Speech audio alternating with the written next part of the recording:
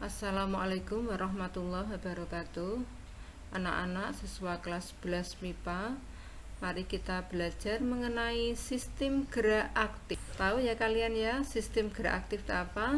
Sistem gerak aktif itu dilakukan oleh otot, sedangkan sistem gerak pasif adalah rangka.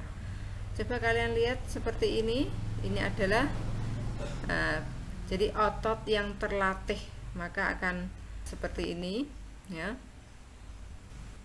Jadi otot rangka merupakan otot yang melekat pada tulang dan dapat bergerak secara aktif untuk menggerakkan tulang sehingga disebut gerak aktif.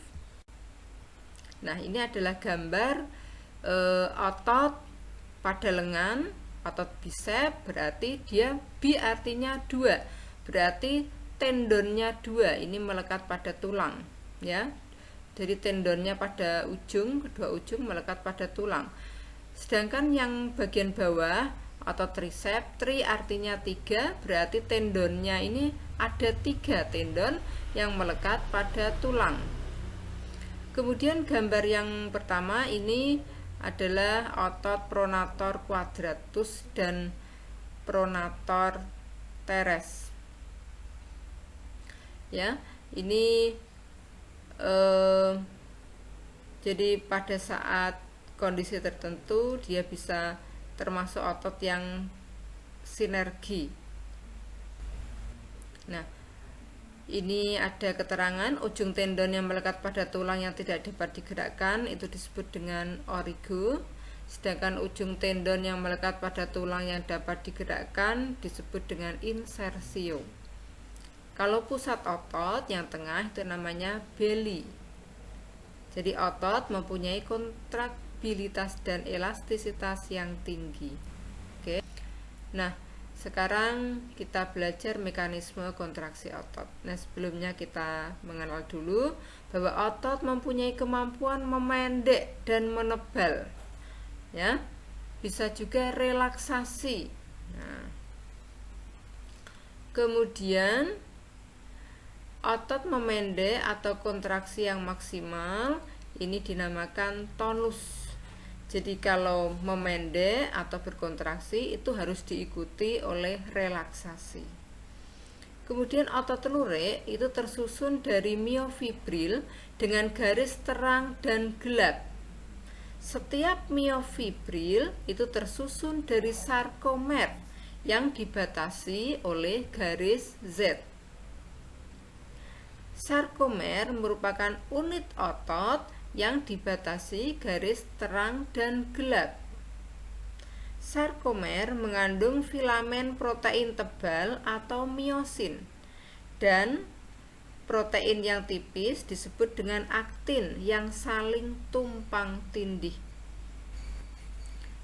Jadi ada bagian pita A, nanti saya berikan gambarannya. Ini keterangannya dulu. Pita A merupakan daerah gelap yang mengandung aktin dan miosin.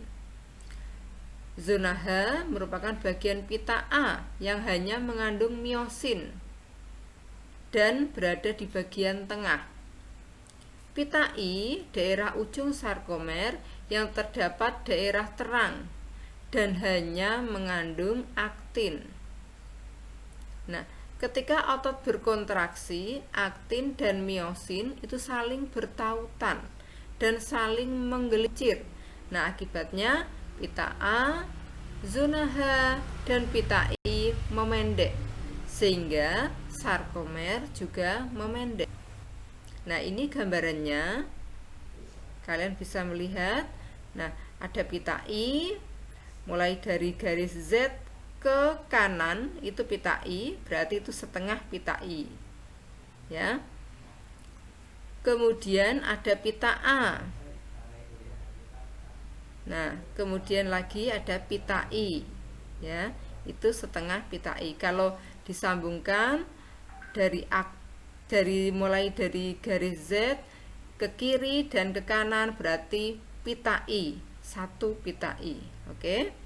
Nah, yang tebal itu adalah miosin. Sedangkan yang tipis itu disebut dengan aktin.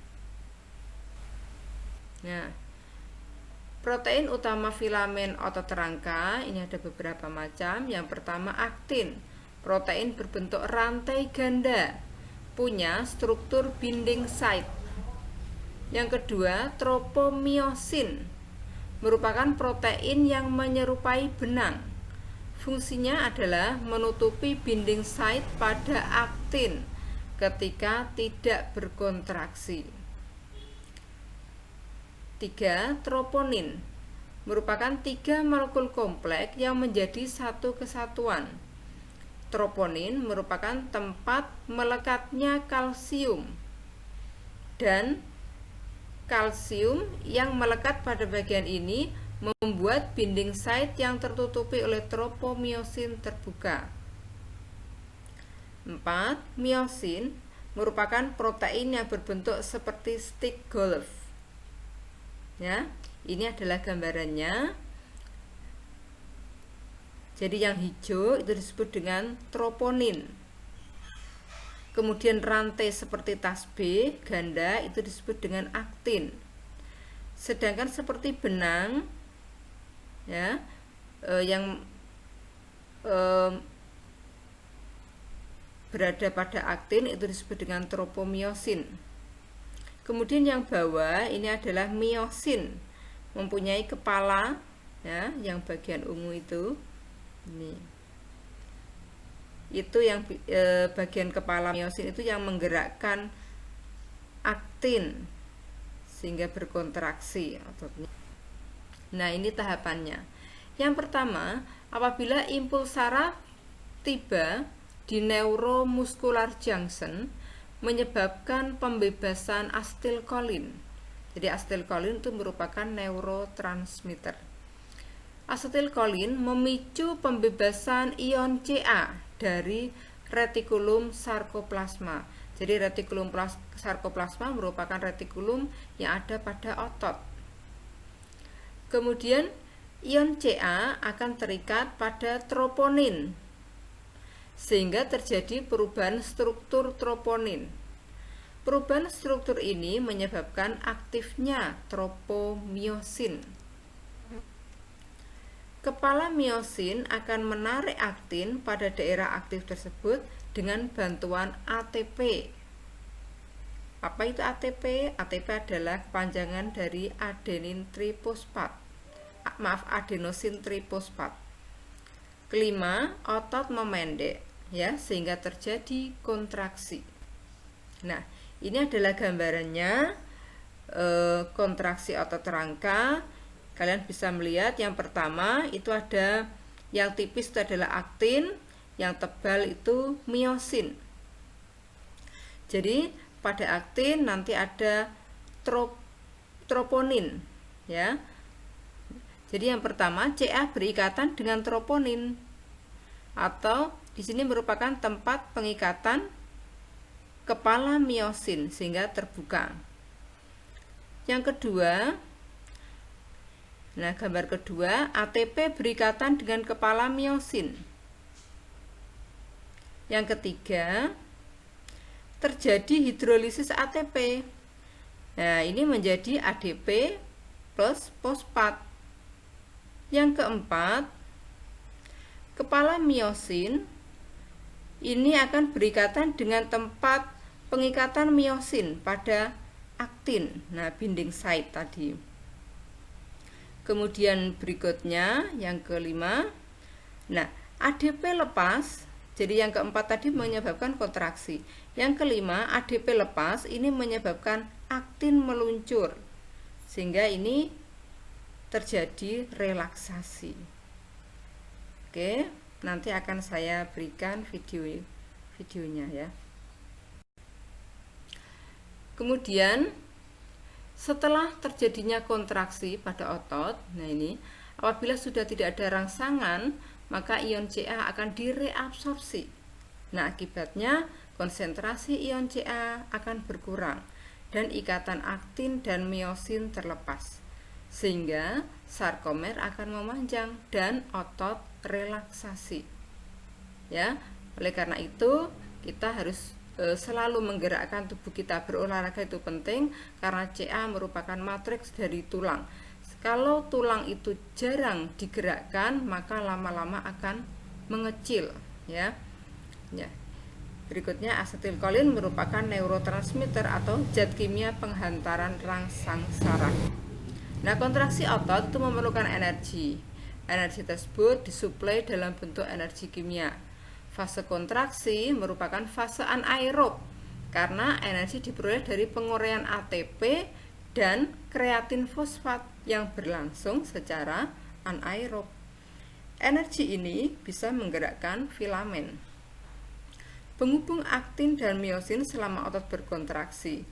Kreatin fosfat menyumbangkan fosforil pada ADP. Nah, ATP yang dihidrolisis terurai menjadi ADP dan menghasilkan energi. Ya, tadi sudah saya terangkan tadi, jika kehabisan ATP atau tinggal ADP, maka ADP akan terurai menjadi AMP. Nah, tadi yang ikut menggerakkan otot adalah kreatin fosfat plus ADP menjadi kreatin plus ATP. Nah, ATP akan terurai menjadi ADP dan energi. Ya, bila kehabisan energi, ADP akan diubah menjadi AMP plus energi. Ini relaksasi. Otot berhenti berkontraksi jika persediaan energi habis. Nah, otot relaksasi ini berarti fase aerob. Energi berasal dari pemecahan glikogen secara aerob. Ya. Dari glikogen dilarutkan menjadi laktasinogen, kemudian diuraikan menjadi glukosa dan asam laktat. Nah, asam laktat merupakan hasil samping, ya. Glukosa akan dioksidasi sehingga menghasilkan energi serta melepaskan CO2 dan H2O. Nah, tadi asam laktat merupakan hasil samping penguraian laktasinogen. Nah, asam laktat ini menimbulkan rasa letih. Jadi asam laktat diangkut darah ke hati untuk diubah menjadi glukosa, lalu disimpan dalam bentuk glikogen. Nah, disimpan di mana? Di otot maupun di hati. Nah, ini gambarannya otot. Nah, sekian, terima kasih atas pembelajaran kali ini. Wassalamualaikum warahmatullahi wabarakatuh.